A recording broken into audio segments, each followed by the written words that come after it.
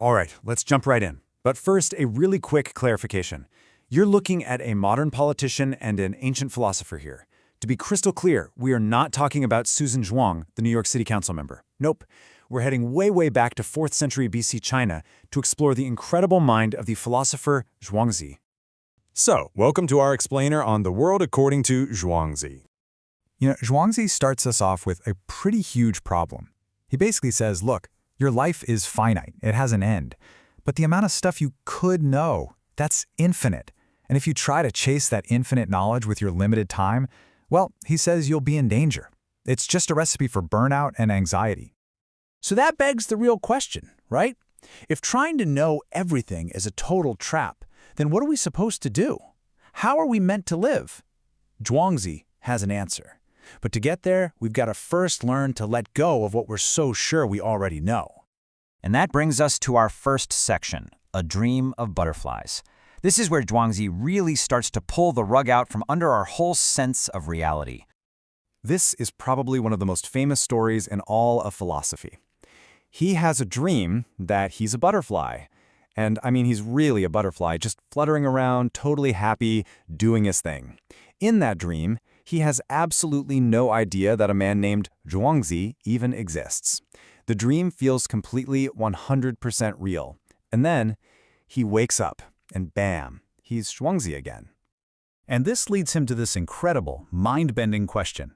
How can he be sure? Which one is the real reality? The experience of being a butterfly felt just as real, just as convincing, as the experience of being a man.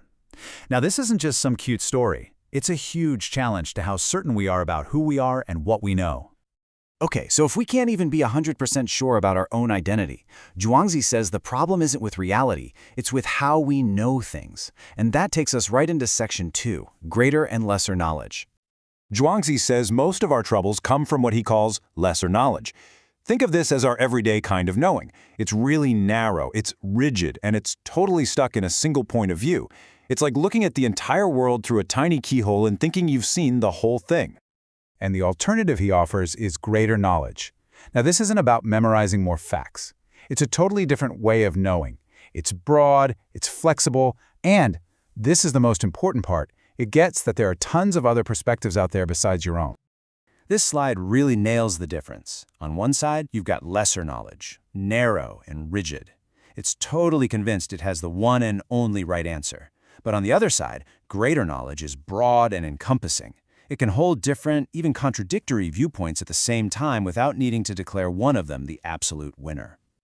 And this is just a brilliant way to illustrate the point. Ask, what's the best place to live? Well, a person might say a nice, cozy house. A monkey would say a tall tree.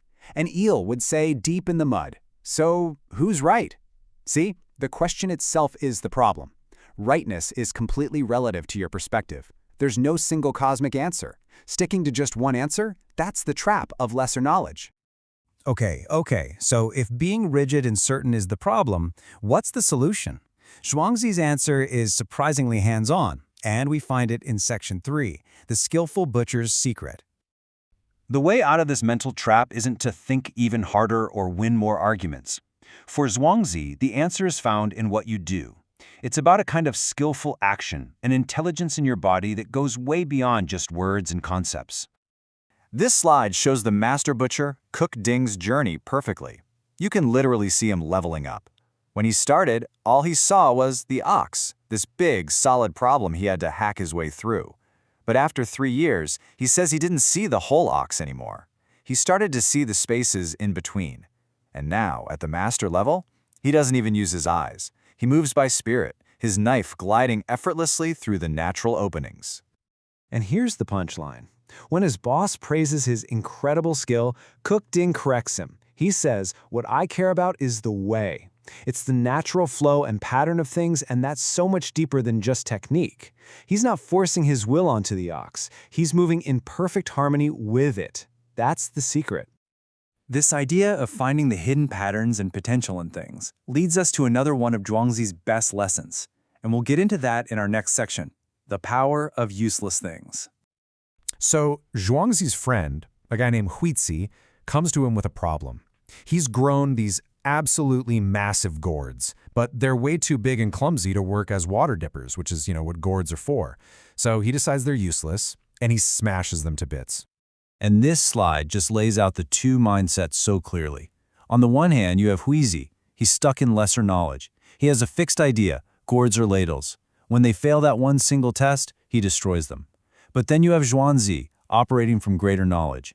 He totally ignores the conventional use, sees them for what they are, big, hollow, and buoyant, and thinks, hey, why not tie them together and make a raft? The gourds were never the problem, the small-mindedness was. So what's the goal in all of this? Where does this all lead? Letting go of certainty, becoming intuitively skillful, seeing the use in so-called useless things? Well, that brings us to our final section, free and easy wandering. This is actually the name of the very first chapter in the book of Zhuangzi, and it's basically the ultimate goal, Xiao Yo Yo. It's often translated as free and easy wandering, but don't think of it as just drifting around aimlessly. It's more like a state of masterful responsiveness to whatever life throws at you, moving through the world with spontaneity, adaptability, and even a sense of playfulness. And this is a really crucial takeaway. Zhuangzi's skepticism, the whole butterfly dream thing, that's not the final destination. He doesn't want to leave us paralyzed in a state of endless doubt. That skepticism is just a tool. It's a tool to break our addiction to being certain all the time. It frees us from the kind of rigid thinking that smashes perfectly good gourds, so that we can finally act with a kind of effortless freedom. And that's really what Zhuangzi leaves us with. He turns the whole philosophy right back around and points it at you. That rigid story you tell yourself about who you are, what you're good at, what things are for, that's just another form of lesser knowledge. But what if you could just let go of that certainty for a minute? What new possibilities might open up if you weren't so sure of who you are? Who could you become?